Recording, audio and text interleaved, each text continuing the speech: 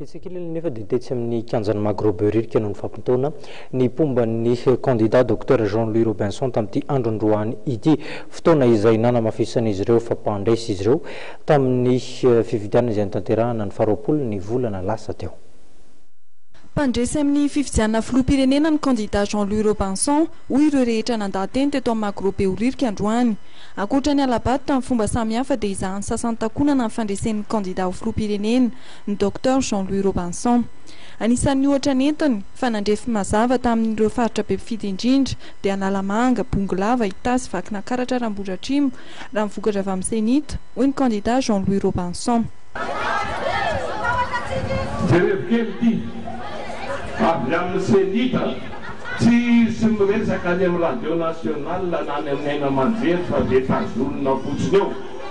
Avy any amin'ny Senita ty ozy ary tamin'ny pro de vote na pro Filatsambato valo sy telopolo sy eninjato sy roa arivo amin'ny raikatra amin'ny ray sy roa alina 2638 sur 20001 soit 13,19 zany ny pro Filatsambato.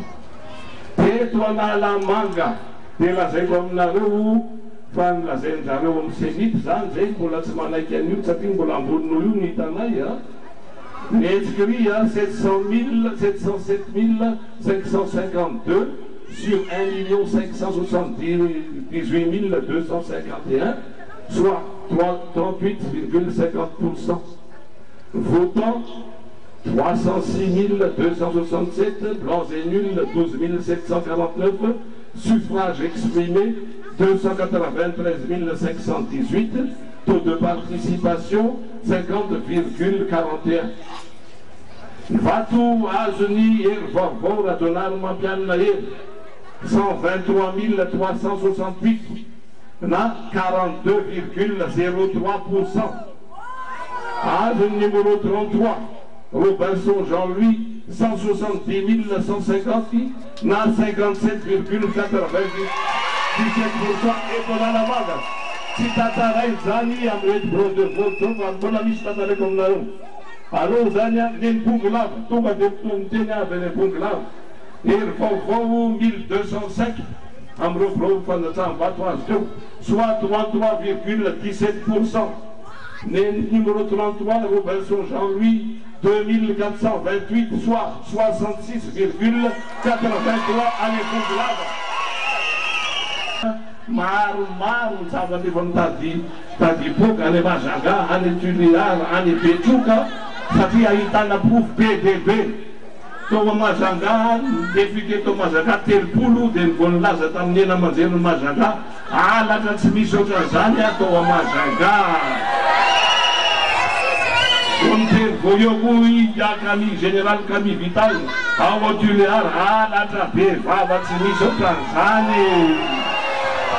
Mampalahelo, ao amaro voay, dia efa mitenenareo fatratra eo ny boaty Filatsambato na ny urna, 12 tazoniny fokon'olona eo ao anatin'ny tranona candidat.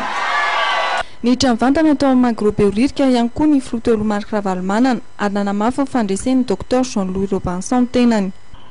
Tena mandesa maivareo. Tena mandesa Dr Robinson Jean-Louis. Masuk sini. Yang punya kereta. Semua yang kereta. Yang punya teman-teman. Katanya yang terus. Agora itu nggak suara dari itu yang paling benar itu suara rusak. Nggak suara yang benar itu kurang bawa malah kasih. Karena dia itu sudah lama sudah sah.